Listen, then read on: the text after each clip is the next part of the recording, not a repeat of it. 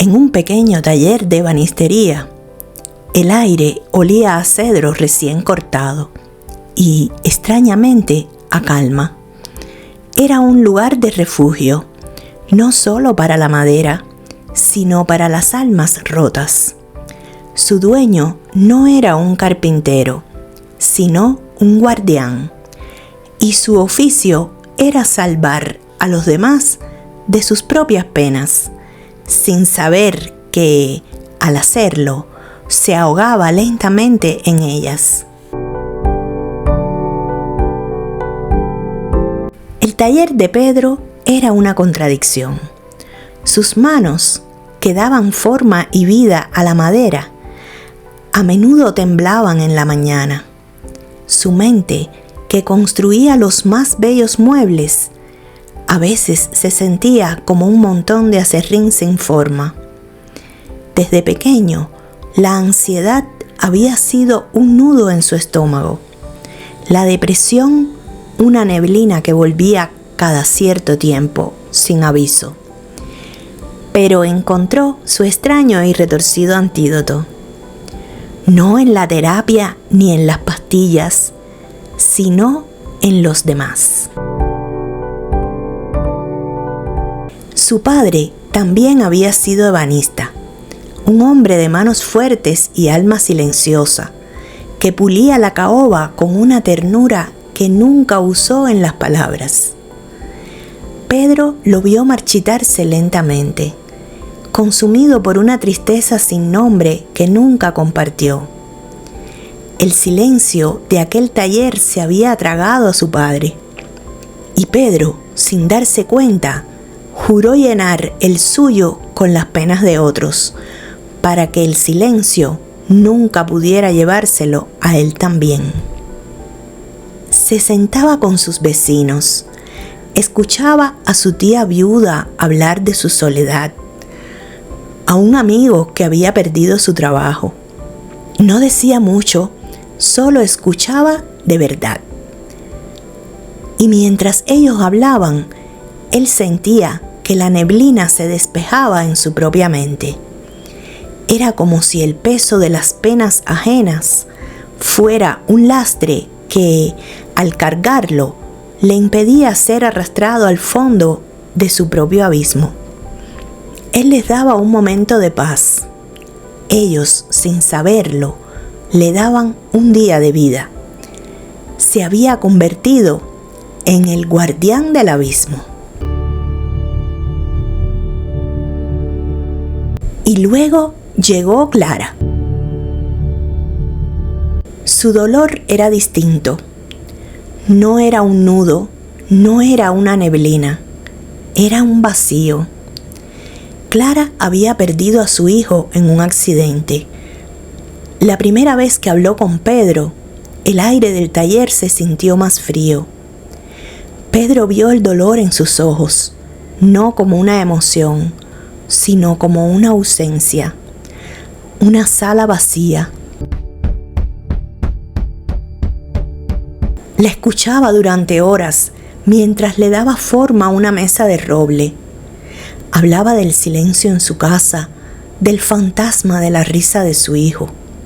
Pedro intentó su truco habitual, tomar una parte de su carga. Pero esta vez no funcionó. Por cada gramo de dolor que Clara compartía, su propio peso se multiplicaba. La neblina regresó, más densa que nunca. Su martillo golpeaba la madera sin ritmo y sus manos temblaban tanto que a veces tenía que parar. Pedro sentía pánico, no por él, sino por el miedo de perder lo único que lo mantenía a flote. Clara venía todos los días y él la recibía porque el pensamiento de abandonarla, de dejarla sola en su abismo, era insoportable. Él se había convertido en su tabla de salvación, pero ella era un ancla que lo estaba hundiendo. La ironía era cruel. El hombre que se salvaba al cargar con el dolor ajeno estaba siendo destruido por el dolor que más necesitaba cargar. Y un día, simplemente no pudo más. El nudo en su estómago se había vuelto una piedra. La neblina, una oscuridad que no le permitía ver más allá. La próxima vez que Clara lo llamó, él no respondió. No pudo. Le dolía más rechazarla que escucharla, pero sabía que si no lo hacía, se rompería por completo. Lo hizo por pura autopreservación. Con el corazón en la garganta, dejó ir su tabla de salvación. Pedro se encerró en su taller. La madera, las herramientas, la soledad, ya no eran un refugio, eran una prisión. El eco del dolor de Clara resonaba en el silencio de las paredes. Su paz se había desvanecido, no existía. Y se dio cuenta de la cruel verdad. Había salvado su vida, pero al costo de dejarla vacía de propósito. Pasaron semanas. El silencio que Pedro tanto había temido ahora era un huésped permanente. Una noche, incapaz de soportar el eco de su fracaso, salió del taller. No sabía qué buscaba, el perdón, la condena. No sabía qué necesitaba ver. Lo que encontró fue una luz, la luz que salía de las ventanas del sótano de una iglesia. Se acercó con el sigilo de un fantasma y dentro la vio. Era Clara, pero no la Clara rota que él recordaba. Estaba de pie, en el centro de un pequeño círculo de personas, y hablaba.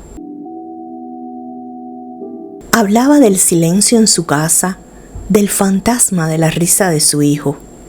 Usaba las mismas palabras, el mismo dolor, pero ahora no era una carga, era un puente hacia los demás.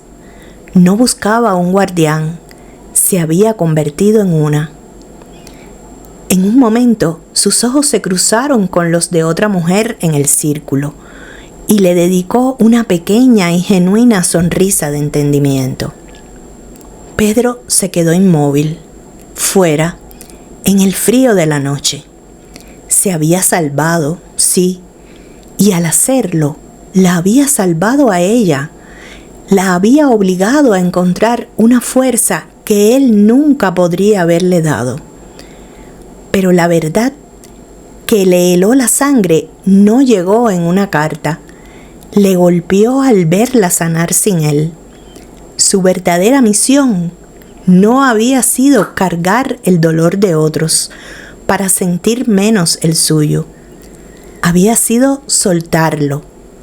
Y al lograrlo, se había quedado completamente solo, con el abismo entero para él. Esta historia nos confronta con el dilema más antiguo de la empatía. ¿Cuándo el acto de dar se vuelve un acto de sacrificio peligroso? Y de forma más profunda, ¿es el propósito de nuestra existencia ayudarnos a nosotros mismos o a los demás? Pedro eligió su autopreservación y paradójicamente permitió que Clara se salvara, pero ¿estuvo bien? Hay una delgada línea entre la ayuda noble y el autosacrificio destructivo, y al final de la historia de Pedro, esa línea se borra por completo. La historia que acabas de escuchar es una fábula sobre el costo de la empatía. Y la pregunta que queda ahora es para ti. ¿Qué sentiste? Si esta historia te hizo reflexionar, suscríbete para no perderte el próximo episodio de ¿Qué sentiste? Nos encantaría leer tu respuesta en los comentarios y si lo deseas, puedes compartir esta historia con alguien que necesite un momento de reflexión. Soy Luisa y te espero el próximo domingo.